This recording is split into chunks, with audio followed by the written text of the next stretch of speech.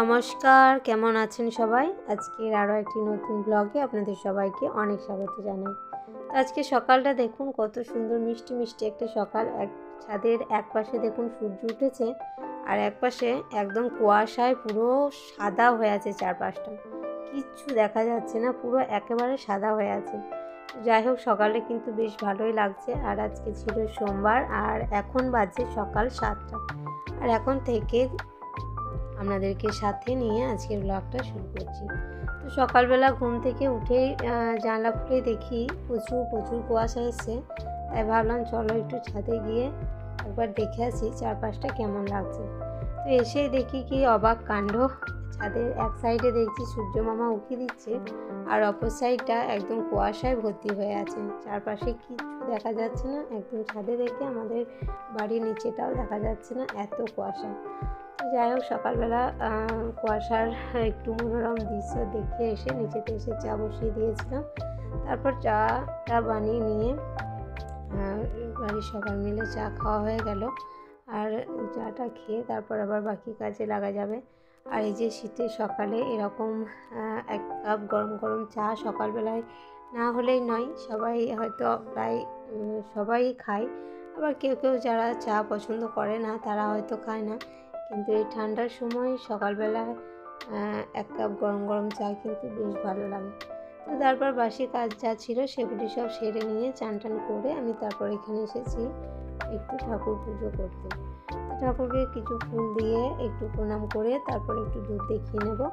আর ওদিকে আমাদের যে হরি মন্দিরটা আছে, সেখানে যে তুলসী গাছ আছে সেই তুলসী গাছে জল দিয়ে চলে এসেছি। আর তারপর এখানে আমার যে ঠাকুরগুলো আছে সবার চরণে একটু ফুল দিয়ে তারপর একটু ধূপ দেখিয়ে প্রণাম করে নিলাম। তো তারপর আবার এদিকে বাকি কাজগুলো সব সেরে নেব। আর এখানে দেখো মা সবজিগুলো কেটেই রেখেছে। এই যে এখানে কিছু পালং শাক দিয়ে বেগুন মুলো এই সব কিছু দিয়ে একটা তরকারি মতো হবে। আর ওখানে ফুলকপি আর গাজর কেটে রেখেছি, ওটা একটু মাছ দিয়ে ঝোল হবে। তো দেখো বলতে বলতে শাকটা প্রায় রান্না হয়ে গেছে। আর এখানে আমাদের 5 জনের 5 পিস মতো মাছ বের করে নিয়েছি। আর বাকি সব মাছ আমি ফ্রিজে কাঁচায় রেখে দিই, আমি কিন্তু ভেজে রাখি না। তো আমাকে বলে ভেজে রাখলে ভালো হয়, কিন্তু আমি কাঁচায় রেখে দিই, অল্প অল্প বের করে তারপর ভেজে রান্না করি। তো এদিকে রান্নাবান্না হয়ে গেছে। তারপর একটু এখন প্রায় দুপুর 12টা মতো বাজে, এখন একটু ছাদের দিকে এসেছিলাম।